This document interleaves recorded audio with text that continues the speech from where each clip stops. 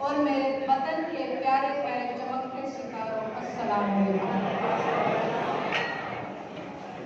علی بغیر کوئی کرم نہیں، علی بغیر کوئی کرم نہیں، کرم نہ ہو تو کوئی محترم نہیں، اور تیری نماز نہ جانے کیسے ہو جاتی ہے، علی بغیر تو کعبہ حرم نہیں۔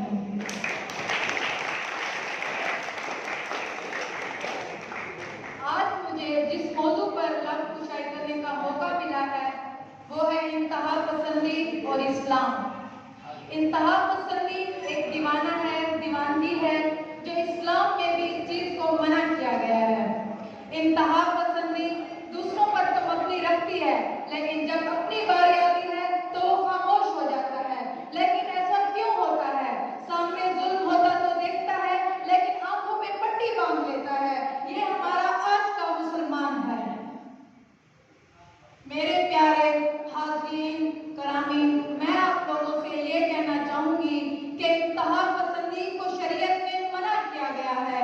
ان اللہ لا یحب المعتدین، اللہ تعالیٰ نے فرمایا ہے کہ ہر انسان کو اسلام میں آزادی حاصل ہے، لیکن پھر بھی یہ آزادی انسان اپنے لیے سمجھتا ہے۔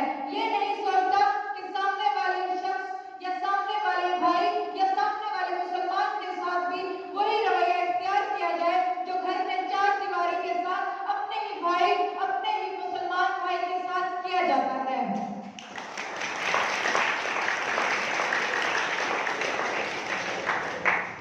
اسرائیلی فلسطین پر جو ظلم ڈھا رہا ہے، لیکن آج کا مسلمان خاموش بیٹھا سنتا رہتا ہے۔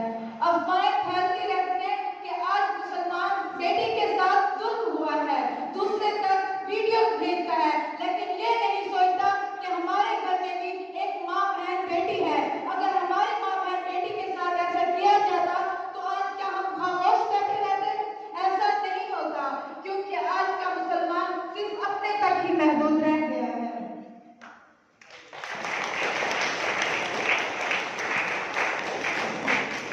مقام و مرتبہ سیدہ خدا کی قسم، خدا ہی جانتا ہے بس خدا کی قسم، مصیبتوں میں صدا کام آئی ناد علی، تو حادثوں میں حدیث قصہ خدا کی قسم۔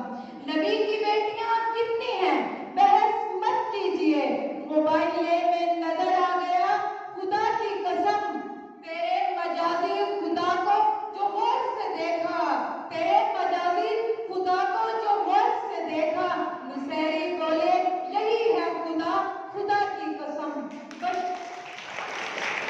میری انتہائی نگارش یہی ہے، تیرے نام سے ابتدا کریں۔ حاضرین محفل اور معزز جج صاحبان، مجھنا چیز میں یہ اہلیت، یہ قابلیت کہاں کہ میں کسی کا مقابلہ کر سکوں؟ میں تو اعتدال پسندی اور میانہ روی کا پرچار کرنے آئی، میں بتلانے آئی شدت پسندی اور تشدد۔ مجھنا چیز کا سلام قبول کیجیے اور اجازت دیجیے کہ میں بھی تعلیمات نبی صلی اللہ علیہ وآلہ وسلم کا سہارا لے کر شدت